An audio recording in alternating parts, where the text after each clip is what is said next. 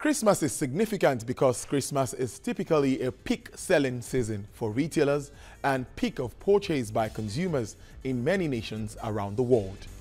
Sales increase significantly as people purchase gifts, decorations and supplies to celebrate. And of course, Nigeria is not left out in this remarkable experience. Well, on Business Nigeria today, we'll bring you the rate of shopping by Nigerians and how they can save money this festive season. It's a two-in-one thing. Welcome, I'm Tolulokpe Ogunjobi.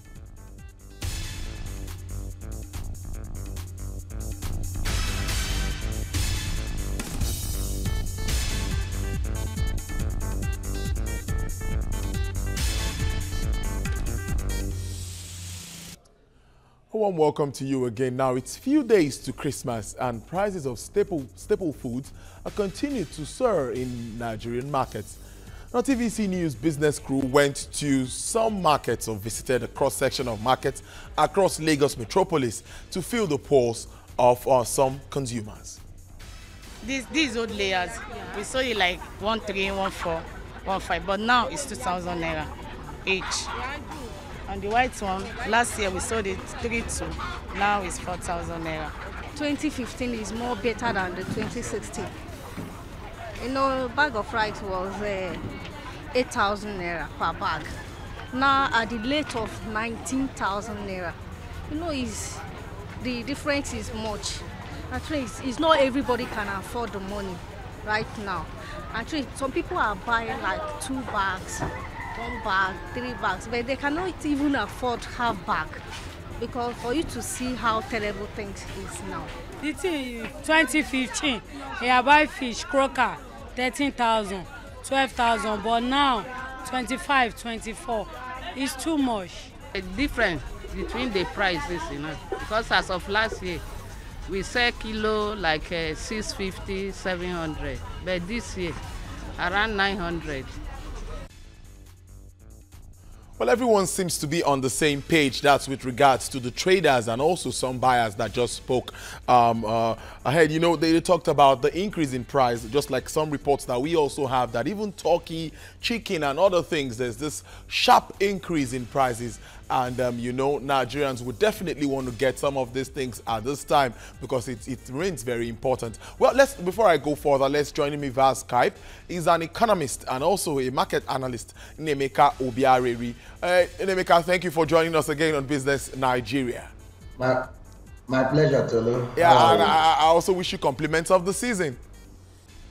Same to you, my brother. Yeah, that's where my question actually comes from. The buying and the buying. The people are shopping and trying to get things. You know, there's even a rush, according to reports we have. Barely 3 days to Christmas. There is a rush, a surge, and people are really going to the market to buy. But the purchasing power seems not to be there. The traders are saying, we are not getting much of this, and the goods seems to be on the high side, coupled with inflation and what we grapple with in this economy. Now, looking at this now, I just want to know your take, straightforward, as in with regards to Christmas. What do you think about the purchasing power of Nigerians? My brother, I think you've just explained it, even from the market survey that was aired before this session. Things have actually doubled in prices. The consumer price index has been on a high. Remember, this time last year, the inflation rate was at about 6.7 to 7%. Today is at 18.4%. A bag of rice that sold for 8,000, 9,000. Today is 23,000. Honestly, my heart goes out to most Nigerians, especially those who live at the lowest base of the economic pyramid. You know, I begin to imagine how a man on a minimum wage of 18,000 per month we survive under this kind of atmosphere, especially those who are married.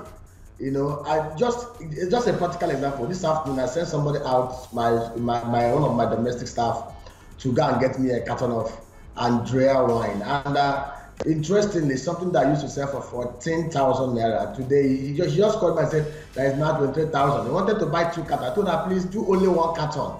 You know, it's really, Nigerians are really stretched. And how we got to this level is something that is beyond belief. Remember when we came into this new regime, there was so much hope. The goodwill was up there in the sky.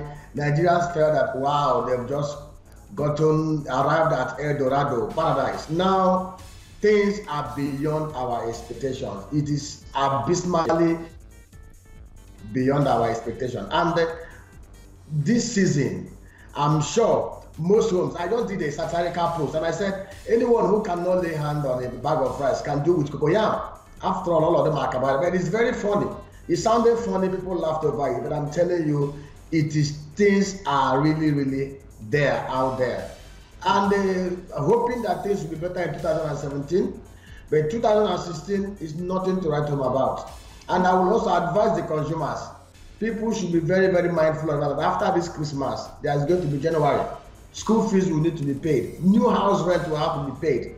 You know, people must, if you don't do this Christmas, you can also do next Christmas. And I also want to use the opportunity to implore those those in leadership at various levels and tiers of governance. Nigerians are hurting. Nigerians are bleeding.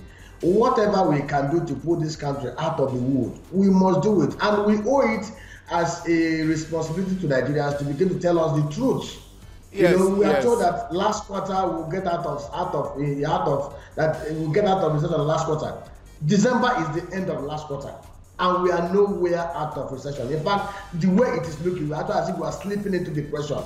Now, we must all wake up. Now, Nemeka, we're going to get to the point of talking about preparing for January. Obviously, we know Nigerians need to do that, and they have to be prepared for the new year because a lot is at stake for the new year. But dwelling on where we were, many have said, or many analysts just like you have agreed that the components of the inflation we have is around food prices, petroleum prices, and some other major things that we consume on day-to-day basis. Now, since these are the reasons for this development, I'm thinking about it. Why do we still have this hike in price when it comes to some things that are even manufactured here?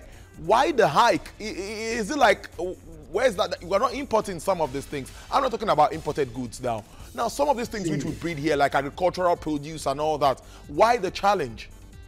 Let me explain to you. It's a value chain. Value chain. You understand? One thing. Let me explain to you. You are asking this question very simply. You're asking why are we having cost of goods, cost of commodities that are produced here on the asset? Let me tell you. Perfect. A year ago, 12 months ago, the cost of transporting those goods from the rural areas to the urban areas is not as high as it is now. It was not as high as it is now because as at that time, the cost of petrol is not at the level as it is today. As I'm talking to you, a liter of AGO is the commonly known as diesel, is now selling at 230 naira. As at December 2015, I'm a produce seller, so I sell commodities, I sell oil. As at December 2015, a liter of AGO was selling at 92 naira. Now, just check the difference. From 92 naira a liter of diesel now is selling 235 naira. And remember that most of the vehicles that are used to truck these products from the hinterland, the man diesel, the DAF, uses diesel. So the driver will add his cost. The person who is producing these goods will also add his cost. And remember again, even the locally produced rice, the machineries that are used to produce this rice, that are used to smash it, that are used to separate it, are also imported. The spare parts are also imported. So when you aggregate all this, you will discover that on average, it affects every value chain, every produce line in Nigeria. Now, enough of lamentation, enough of woe. How do we get out of this? How do we ensure by 2017, we do not buy a bag of rice at 8,000 naira? How do we ensure by 2017 December, we do not buy a liter of diesel at 300 naira or a liter of PMS at 160? That is where leadership comes into play. We've dwelled so much in blame game, in rhetoric, in lying, in propaganda, in all manner of things to deceive the market. As the government must be up, they must come out clean to tell the people the truth. Now, going forward, how do we stop most of these things? Now we have refineries that are not working. Let me even tell you the most unfortunate aspect of it. Nigeria, the cost of the rise in petroleum prices, crude oil prices, is like a zero-sum game for Nigeria. Since we do not refine any petroleum product here, once crude oil prices goes up, of course we will sell more to $10. But remember that because we import all the refined petroleum products, the white petroleum products, the AGO, the PMS, the DPK, we also go up. So the monies we gain in exporting crude oil is consumed importing the refined ones which we can produce here. So going forward, I heard that government wants to borrow $1.8 billion to repair the refineries. Come on, they should lay hands off those refineries, privatize those refineries, put them up for sale. I tell you this, if we sell those refineries, we can sell those refineries within the first quarter. If we sell those refineries between now and March 2017, I can bet you that by December 2017, those refineries will start producing in a private hand, into the hands of capable, efficient entrepreneurs who has both technical and financial capacity to manage it. It should not be like the power sales where we sold our power assets, both the discos and the gencos, to cronies of those in power who ended up not adding any value 3 years after. This time around, I trust Kachukwu they can do a good job. If the powers that be, the professional politicians, the cronyisms will allow him to do the job, sell those assets, sell down the infrastructure, the storage, the distribution. Let private sector investors with technical capacity, with financial capacity, not cronies, not sold to people that will not be able to add value to us. And I can tell you this, on the agri sector, sometimes indeed, I know, we'll get there now, Nemeka, now, in as much as I tend to agree with you that yes, refineries could be privatized, well, but let's see how it goes, because I think according to the NNPC, they said by next year there should be some level of improvement. But whichever way that goes, let's see how it plays out. But let's go back to Nigerians at Yuletide. I know you have a passion for this country, and I know you would make your position known. Well, now many say, like from the government angle, they're saying that the budget, part of the budget has not been properly implemented, and issues around policies of government. Well, I'm going to go on this break, Nemeka. When I come back, I'm going to be asking you the same question so that we move on to know why we're actually having this hike and the effects of inflation on the Nigerian people, particularly at this Yuletide season. Stay with us on Business Nigeria. We'll be right back.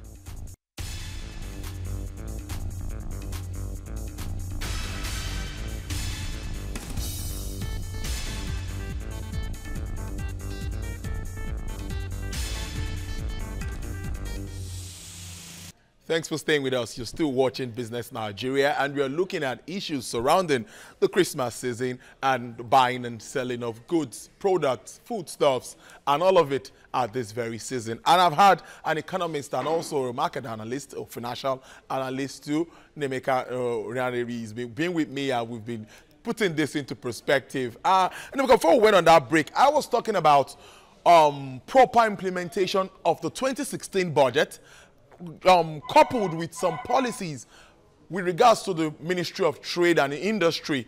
Some analysts are saying that because of all this, this might be the reason why we're still having some of those challenges that we still face with regards to our economy. I don't know what you make of this, because interestingly, you know that even some ministries have not gotten over half of what is allocated to them in the 2016 budget. So, the level of implementation seems to be a little slow. What do you make of this? Now, I will address that. The 2016 budget, of course, failed because most of the assumptions and parameters did not materialize. And of course, also the poor implementations. Now, how did we even get to this place? What even caused this astronomical inflationary spiral?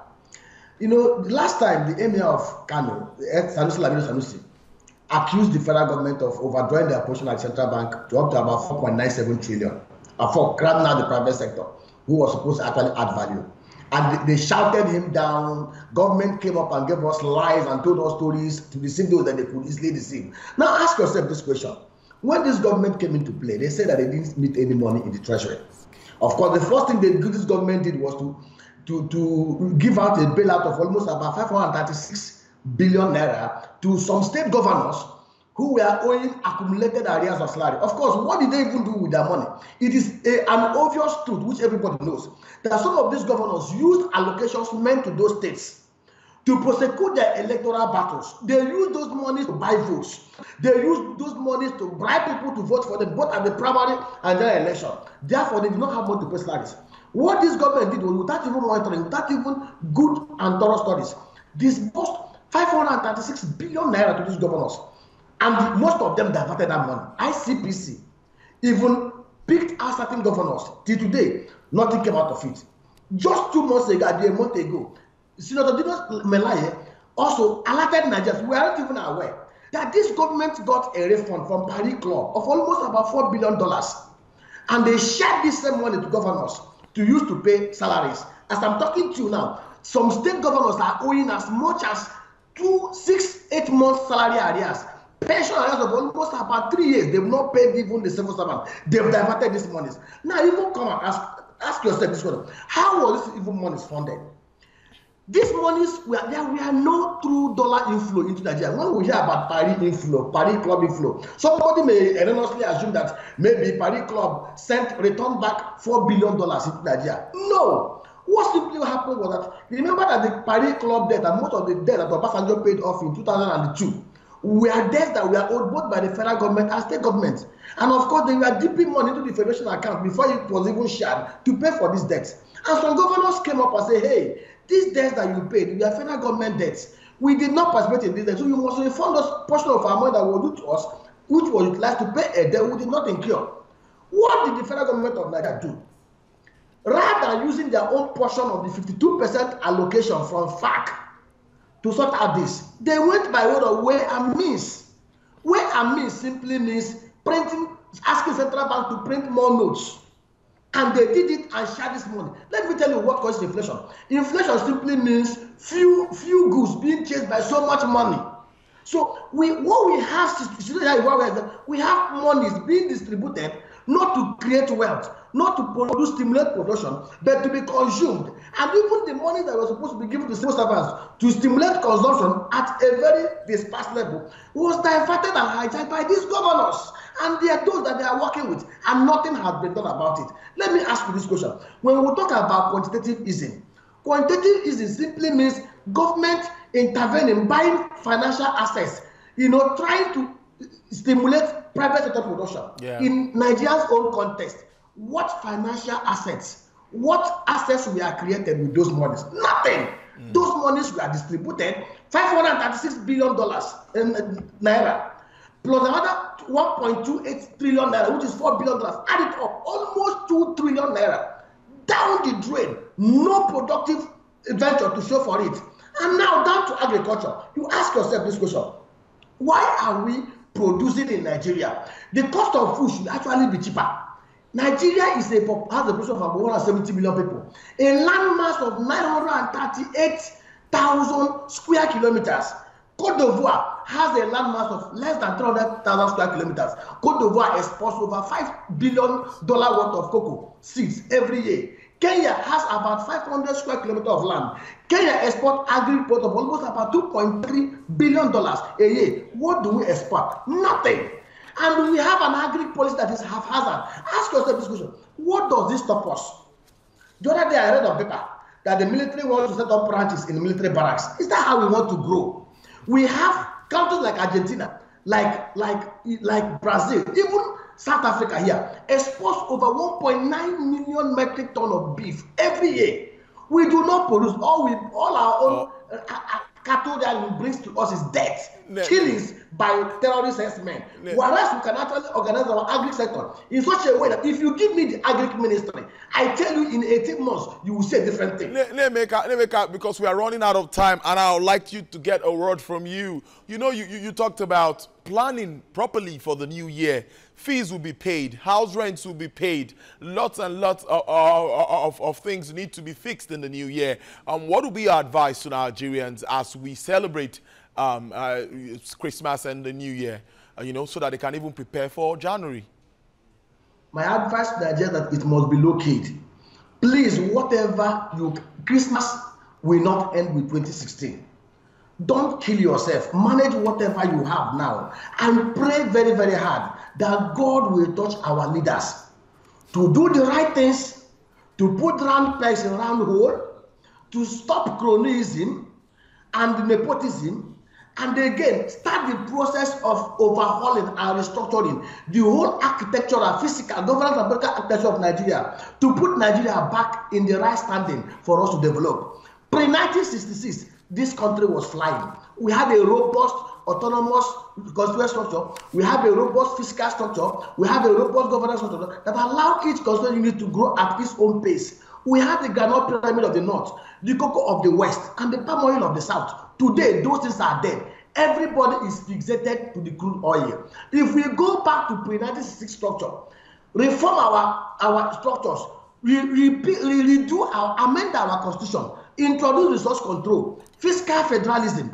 reduce the power of the federal government. The allocation should be less than 20%. The federal government should not be getting more than 20% for the federation account. It's on that note that we wrap it up now. I must interject you now, Emeka Obiariri. That's all we can take on the show at this time. I appreciate you so much for sharing your thoughts with us on this very important issue, particularly at this time.